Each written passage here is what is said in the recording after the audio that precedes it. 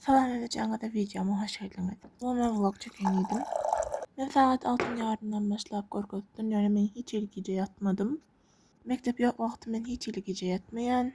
Atak gece yatmayan ne biten yağmursanızam. İşlemekten dinleneyim yerden kino odayan. Araçı irden kırıçını sizlere korkutuyordum. İrden saat 7 bilen 9 aralığı dışarıda hava beter kavvala. Gün doğuşunu izlemeyi o kadar seviyorum ki. Ve açık havada meditasyon yapmayı çok seviyorum. Karıcı dışarı inirken ve in havalayan havam. Sonra da hayatımızda meditasyon eten.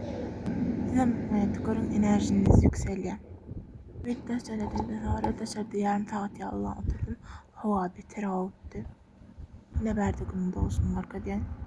Sonra soğuk düşüp kahvaltı edeyim. Elet üçümü kanlı ödüm yamak bir yerinden ettim. Sonra pasodaları yerleştiren osam kahvecik tayarlayan ödümü.